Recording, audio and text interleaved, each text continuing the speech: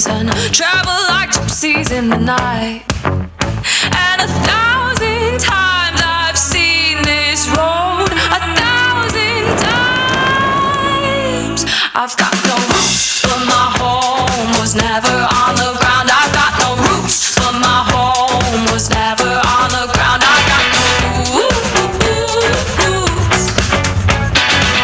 I like digging holes, hiding things inside them. When I grow old, I won't forget to find them. I like digging holes, hiding things inside them. When I grow old, I won't forget to find them. I've got no roots.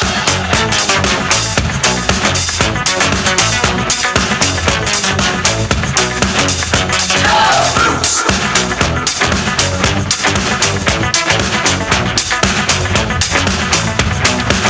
I've got no roots, but my home was never on the ground. I've got no roots, but my home was never on the ground. I've got no roots.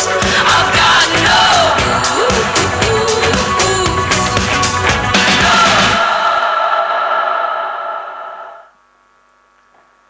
Morning, guys. I don't know how many times I've heard this and seen this video. It yet gives you that goosebumps, and I don't mind watching it 100 times a day. You might call us a little narcissist, but you know, it just brings out what math and magic can do together, and I think that's what we all are here for. I was just looking at the agenda, and two words stood out very clearly, which is, if you just look at the repetition of words, I think that one is brand, the other one is experience. And that's what I think all of us here want to create with our brands. So before I get into what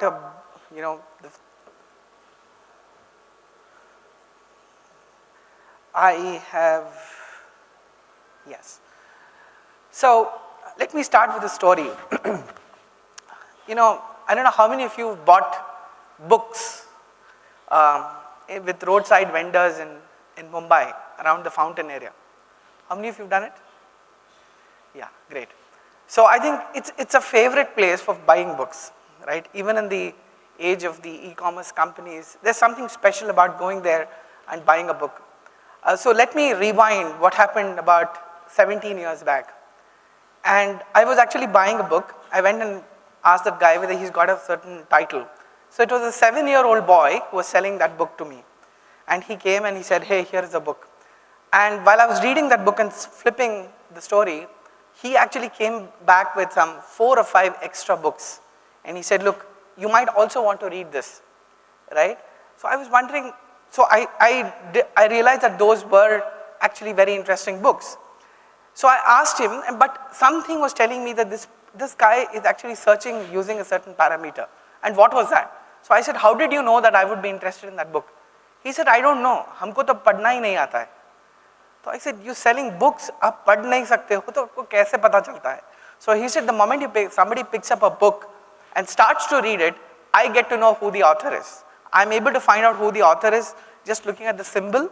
I just know that this book and this book are written by the same author. And over the years, over the last, I know he's just 7, 8 years old. I don't know how many years he's been working. He's able to index in his own mind which are those books which are similar in some genre. I think this is I think what we have adopted as machine learning, right? And now you see recommendations coming on your e-commerce. But I think to me that whole experience is what sort of typifies and differentiates it from the experience of going to another place and buying something else. So I will be a little audacious here. I know I'm in the middle of some of the best marketers in the world, and so thereby I will still try to define what a brand is, and I will then get on to the topic of experience. So branding, when I just looked at it, I was we had an old piece of jewelry, and we were trying to say what is this made of? Is it gold and diamond or something else? So we went to a guy and said, can you tell us, is this diamond? He's a diamond expert. And he said, I can't tell you whether this is diamond, but I can tell you if it's not a diamond. So I don't know what is a brand, but I can tell you what is not a brand, and maybe that's the way we define it. So today, in today's world, I think one of the biggest challenges for all of us in every industry is about facing commoditization. Even in a high-tech, product like a mobile phone, it's so difficult to, differentiate yourself and be able to sustain that differentiation. So you might come up with a feature, you might come up with a new solution which looks different, but over a period of time can get replicated very, very fast because there are people who are trying to learn from you. So we do it all the time, looking at what people do. So we learn from others, we learn constantly, and we're constantly trying to benchmark. So what does this constant benchmarking leave us with? It leaves us in a situation where everything will become a commodity over a period of time. If you're enjoying that benefit of a brand for some time, I think it's just the beginning, and then you will start to see people copying it. So I don't think it is possible that in today's world where even love is a commodity, right, you can actually differentiate yourself on anything else, right? So I was just thinking 3 weeks back about, which are those topics even become commodities, and what do I get? I get The Economist. I know Nina is here from The Economist, and I just look at that stuff, and what's the title of that particular of that particular edition? It says Love in an Era of Internet. So, and they talked about how that is happening, right? So everywhere you're seeing that whatever you thought about as a brand, whatever you want to create as a brand is fast becoming a commodity. And of course, I think what is important is, for a brand, I think as marketers, we're always trying to create some kind of an emotion, and we're trying to address a pain point. That's what a brand should do. If a brand does not do something to your mind when you're interacting with it, it means it's not really a brand, because you don't have any recollections, it's not associated with a thought, it's nothing, it's just a name, it's not really a brand. The other thing is, I think it delivers a promise. It's very important that your brand actually delivers a promise. It commits to certain things, it commits to certain outcomes, and it delivers that outcome. And of course, you need to be able to excite and engage with your audiences in a meaningful and a sustained manner. That's the other thing you want to do with your brand, which is, there are people who don't buy you or don't buy you enough. And with your brand, you're always trying to engage those people, who don't understand your brand, who still have not understood probably even the relevance of your category to them. And so how do you actually engage them is the task before the brand manager. And very importantly, when you're looking at the whole topic of creating these experiences, I think the important thing the brand has to remember, it's always you and I. It's never I and you. So it's always putting the customer and the people, their emotions, their needs at the center of whatever we were talking about. So I was talking to a whole lot of people and yesterday about how they are enabling customers, content and experiences. They're all dependent on how they actually look at this aspect. And the common thread that they're always trying to achieve is, how do I make my content rich, engaging, and which is relevant to an audience? So it's not just demographics, it's psychographics and all other aspects put together that are being used to reach the relevant audience. So it's about you and it's about I. And then of course, actually deliver that powerful experience for the customer, looking at, keeping all these sort of broad tenets in mind. So, I think we have, one of the best jobs in India, which is to go around talking to so many brands and understand what they're trying to do. That's what we do at Adobe, and that's the curiosity that fuels us to keep talking to people. And we've got a very, very broad range of customers coming from different industries. So every day, there are multiple stories that we get to hear about what brands are actually doing, not just in the digital world, but in the non-digital world as well. And if you just look at it, one of the things that always comes to us, and I think Indian market has been very, very responsive to this, is being that consumers want a high-tech and a high-touch experience. So it might sound a bit like an oxymoron about something being high-tech. How can it be high touch at the same time? But That's what the customer wants. Wants the content, the touch point, the engagement to be relevant, but at the same time using the latest technology. That's the key pillar of whatever we want to achieve with experience. So something, the content and the engagement, the experience which is personal. Nobody wants things to be sprayed on them without knowing who you are. They take it as a point of disrespect that you're just throwing things at them which they probably don't want.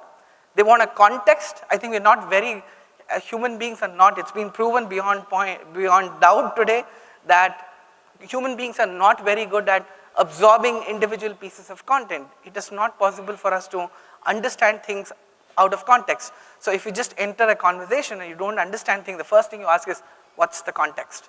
Because why are we talking this? Because something is right or wrong only in a certain context. And of course, very importantly, it's useful. It's something in today's world, consumers and customers don't have the time to consume content which is not really and useful to their lives.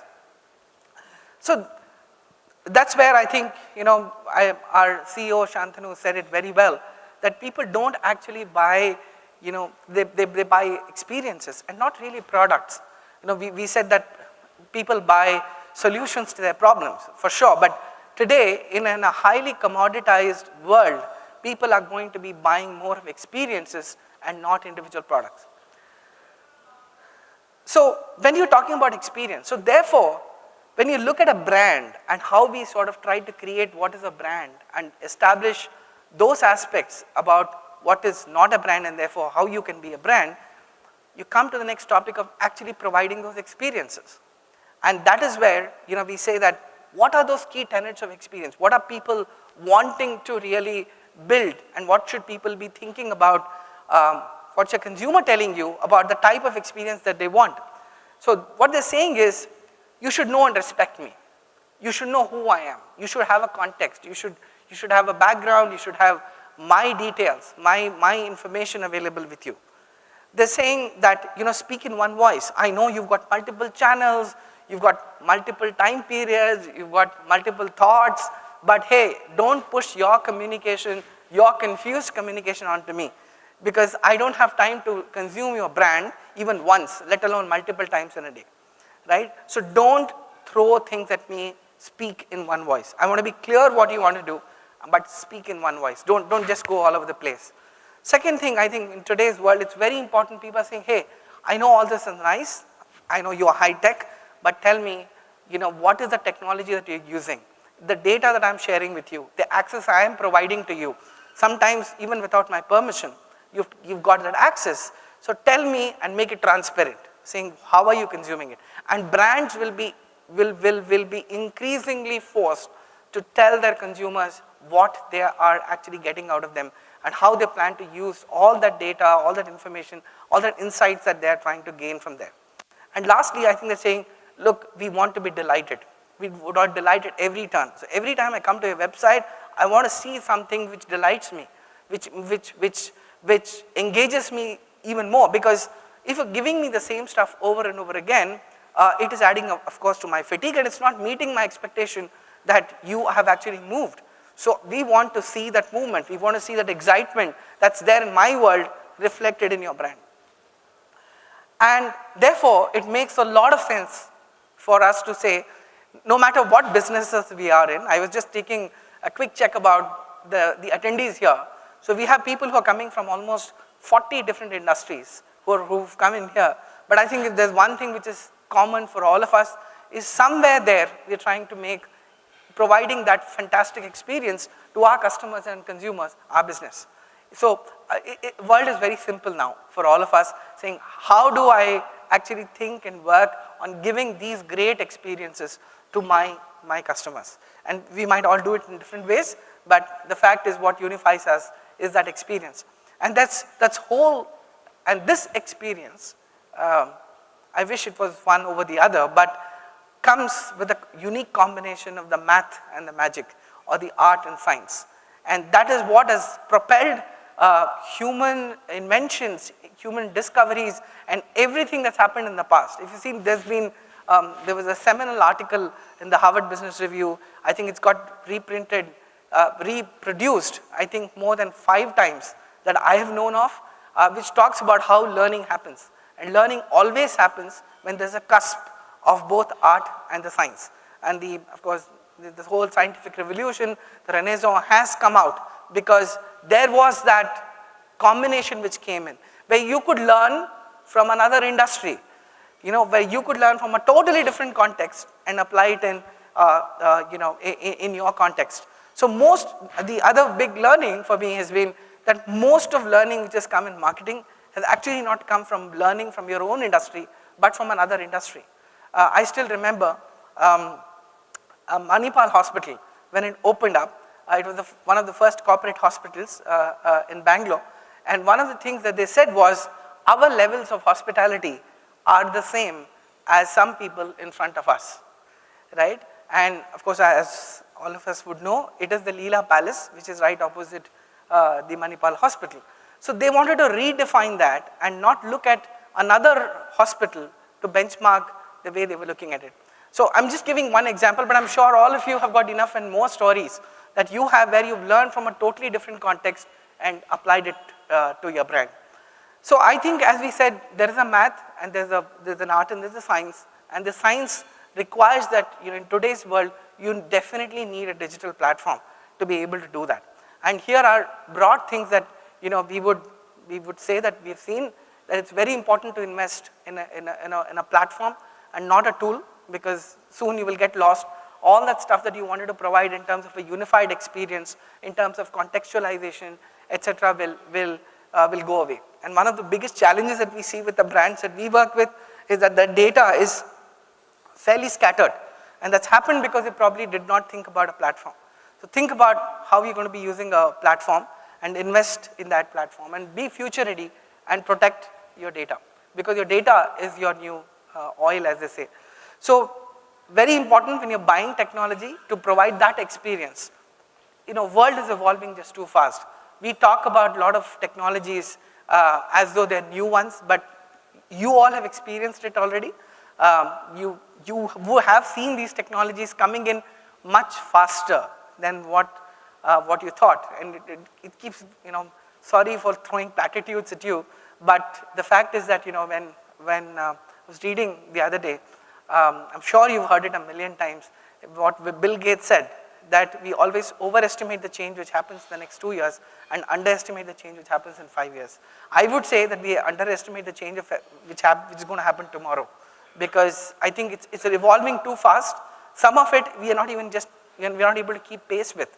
So important thing is that you can't be an expert on every technology that you buy. So what is important is that you look at least a few key features, and if I were to leave you with some thoughts about what are those 3 technologies that you probably should be looking at, which is artificial intelligence and machine learning, data science and automation, and the IoT coming together. So I think that is going to be the key to how we are looking at it. Lastly, I think this is something that I don't think I need to repeat, but I put it up still because I wanted to share that excitement about being in probably one of the fastest growing markets in the world.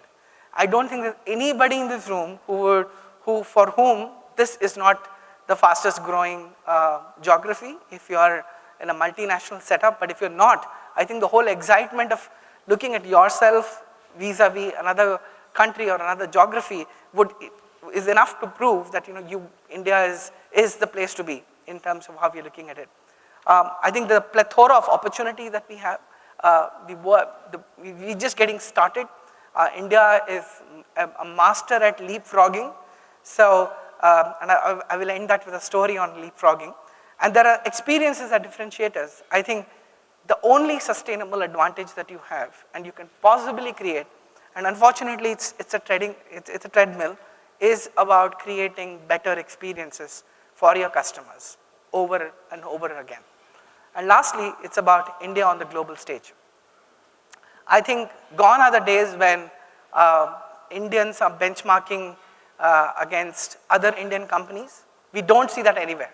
There were some traces of that 10 years back, but today when I talk to Indian customers and Indian executives, they're talking a different language. The world has completely changed. We want to be the best in the world. We don't want to be constrained by anything that have constrained us in the past. We are on a roll. So I think that's what adds to the excitement. And when you want to create your brand with those experiences, tell me another geography other than India which is more exciting, and I will migrate to that place with all of you, of course. I'd just like to end with a story on making your experience your brand. So how many of you have heard about Ratnam pens? Sorry guys, I've said it some 50 times, so my team says the moment I pick up a Ratnam pen, says, no, we know the story, we'll buy it. That's it, we've all bought it. We bought it for 5 generations, so don't worry. So how many of you know about Ratnam pens? Okay, it's an interesting story. So what happened was, many years ago, many decades ago, there was a gentleman by name Ratnam who used to make fountain pens. And this was 1915 when he got this idea that he should gift a pen to Mahatma Gandhi. And he picked up that pen and he just gave it to, he sent a note and he sent it to Mahatma Gandhi and said, Gandhiji, here's a present for you. There's a beautiful pen and I've made it with my own hands, it's handcrafted. So please use it, I hope you like it. And hope in some sense what you write makes India independent again. So he said, so Gandhiji used the pen and he loved it and he wrote a note back to the gentleman saying, so nice of you to have sent this. I will recommend everybody in the Congress uses this and we really hope this will ink the independence of the future, something to that effect. And he sent it to this guy and this gentleman kept it, filed it and kept it there, and end of story. As we know, fountain pens became irrelevant over a period of time because they were taken over by the fountain, the ballpoint pens as we used to call it, and then became the dot pen and now the gel pen, and now there's no pen because we actually don't need a pen, right? So in this environment, the company of course shut down. This company, by the way, existed in Rajahmundry, a small town, not a small town, it's a reasonably big town in Andhra Pradesh as we know. And the great grandson of Mr. Ratnam, one fine day was cleaning the attic and he found this letter by Mahatma Gandhi and he said, hey, you know what, we've got the best brand ambassador for whatever we want to do, so why don't we use this? And he reopened that factory and everywhere he's got just one hoarding or one piece of content, which is he will punctually send you that letter written by Mahatma Gandhi and said, look, this is the pen. The factory reopened and they started selling those pens. Slowly the word of mouth spread that this is the pen which Mahatma Gandhi used. So you try searching him on the internet, you will not find his website, okay? He's become extremely famous, but he's got a Facebook page where he gives you the mobile number. So you can call him and talk to him. So I called him just out of curiosity and said, hey, what are you up to? He said, look, sorry, if you want to order a pen, I can't give it to you for 2 months. I said, aisa kaisa ho gaya? So he said, I export 50,000 pens every month from that place. Okay? So if you want that pen, the way to do it is you got to send him a WhatsApp message. The gentleman doesn't seem to know English really because he speaks, he can't read or write. So look at the way he's used technology and built that brand with such a great experience even now.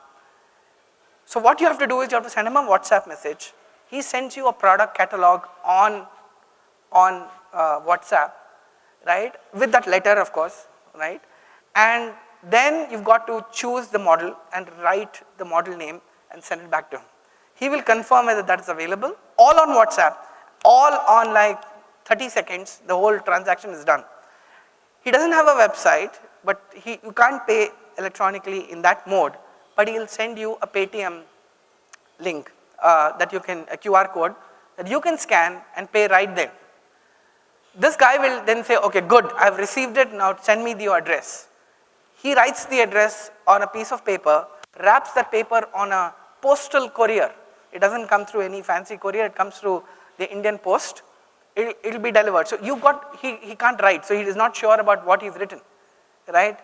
And he reproduces that address from your WhatsApp message and sends a picture back to you. You've got to confirm that I don't know what I've written, but is that your address? And you have to say yes, and the pen comes to you, right? And he's selling 50,000 pens a month, and it's one of the fastest growing writing instrument brand today in the world, right? And that's the whole experience. So if you want a very authentic handmade wooden pen, which probably your grandfather used, and it's still one of the best pens that I have used, go for it, okay? So thank you for listening in to me, and hope you got some value out of it. I'm here with my colleagues from Adobe. We're very, very curious to understand how you're trying to make your brand a great experience for your customer. Thanks, and have a great summit.